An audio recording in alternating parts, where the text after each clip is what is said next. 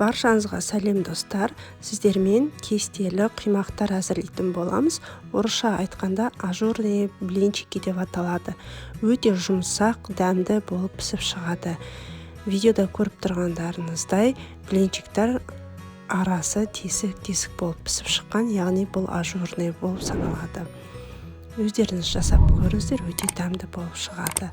Менің каналыма тіркеліп, видео ұнаса лайк басуды ұмытпаңыздар. Және де блиниді бастамас бұрын менің инстаграм парақшама да тіркеле кетіңіздер.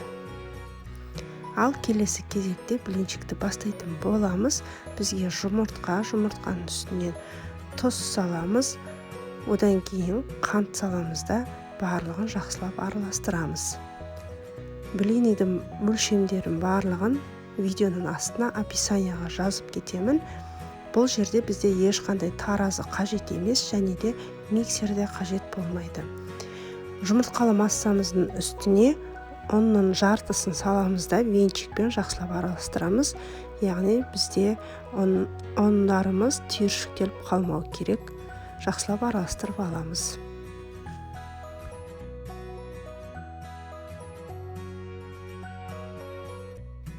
Жақсылап араластырып алдық. Енді осының үстіне сүтімізді құямыз. Яғни сүтті сәл жылытып алдым. Егер суық болса, сәл жылытып алыңыздар. Осылайынан құямыз да жақсылап барлығын араластырамыз. Одан кейін барып, ұнымыздың қалған екінші бөлігін саламыз да тағы да жақсылап араластырамыз. Яғни ұндарымыз түйіршіктеліп қалмау керек. Барлығын видеода көрсетілген етіп жасап шығыңыздар, бір жасағаны шығатын болады. Міне осылайынан араластырып алдық. Енді осының үстіне ыстық кипятокты құятын боламыз. Яғни біртіндеп жайлап құяп араластырып отырып құямыз. Себебі ыстық су жұмыртқа мен ұнымызды пісіріп тастамау керек. Осылайынан құямыз да жақсылап барлығын араластырып аламыз. Келесі кезекте сұйық майымызды құямыз да жақсылап тағы да бір араластырып аламыз. Одан кейін отқа табаны қыздырамыз, яғни блини пісіруге арналған таба болса, соны қыздырып аламыз да үстіне май құйып, жақсылап табамызды бір рет майлаймыз. Яғни алғаш пісіретін кезде бірінші кезекте ғана майлаймыз, одан кейін табамыз бір қызып алған соң майлаудың қажеті жоқ.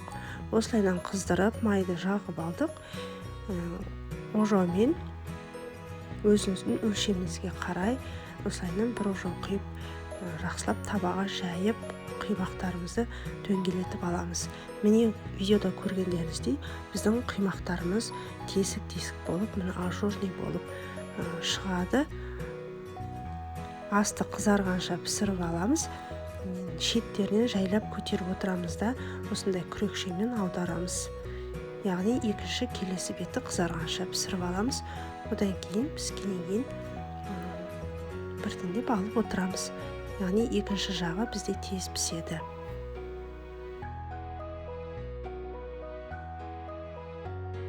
Егер де сізде құймаққа арналған таба болмаса, кез келген табамен пісіруге болады.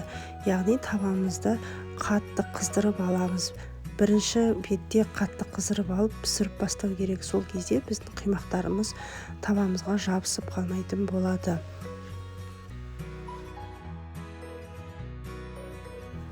Құймақтарды пісіріп бастаған кезде ең алғашқыда оттың астын қатты қыздырамыз. Одан кейін барып өзіңізге қажетті мөлшерде сәл кішкене бәсеңдетеміз. Мен сол бастапқыда қыздырған күйінде құймақтарымның шеттерін кішкене күйдіріп алдым байқаусызда.